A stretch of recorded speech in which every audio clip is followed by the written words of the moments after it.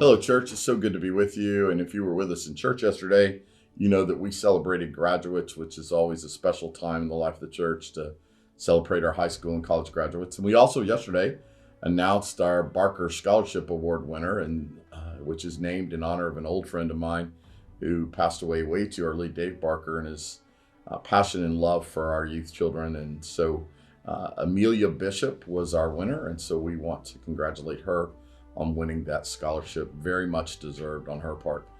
So we are in 1 Peter chapter 2, verses 11 and 12. And so it says this: "Dear friends, I urge you as foreigner and exiles," and we've heard this term before, when you're a foreigner and exile, you no longer are part of this world that we're living in, "to abstain from sinful desires which wage war against your soul." Now I want to pause there and go back to the book of James, if you will join me, and look at a passage that is in James chapter 1 that says this: "When tempted, no one should say, 'God is tempting me,' for God cannot be tempted by evil, nor does he tempt anyone. But each person is tempted when they are dragged away by their own evil desires and enticed. Then after desire has conceived, it gives birth to sin, and sin, when it is full grown, gives birth to death." I think it's important for us to remember that how we come about getting to a place of death, how sin has power over us. And this is essentially what Peter is trying to say, is that you abstain. In other words, you have nothing to do with the sinful desires of this world that wage war against your soul. It's exactly what this series we've been in about, is how we avoid the blindness that leads us down a path of destruction.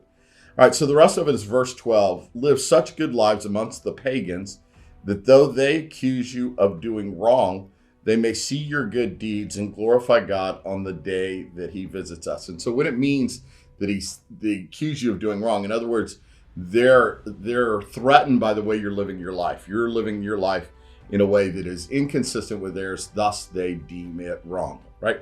So much going on in this. So again, foreigners and exiles, this is not your home. These are not your people. You have been set apart. You live differently. But living differently sets a standard, right? Are you following me? Sets a standard. Let your standard be what you are known for, right? It's okay to live as exiles and foreigners in a broken, sinful world, but you want to have the kind of standard that is recognizable in people. So recently, Dee Dee and I have had our house painted. We're actually kind of in a season in our life is winding down employment, trying to get all those things at the house done that need to be done before we enter in a season where our income is not the same. So some of you have been through this.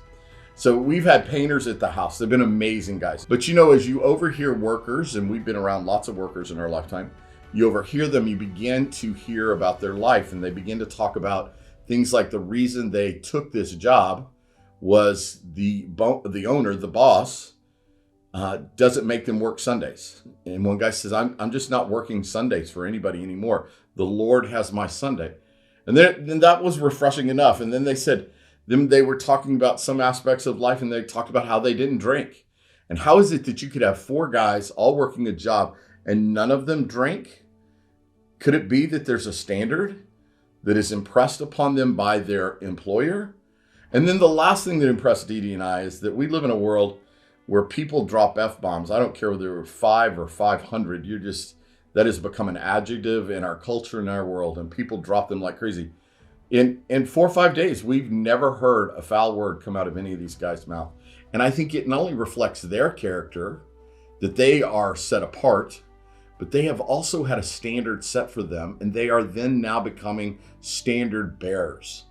This is why church is so important to us, is because we gather with a bunch of people who set a standard in order for us to raise the bar of our standard and become standard bearers ourselves, right? So this is what Peter's talking about, is that he's talking about character development.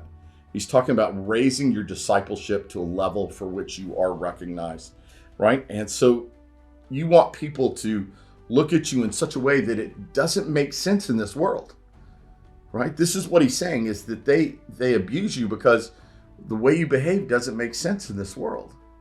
You want to have a different set of standards. And so the last thing is this inspiration. When you live your life as a foreigner and an exile in a broken world, and you live with a standard and you raise the bar of expectations for character and integrity and those kind of things, that's inspiring to other people.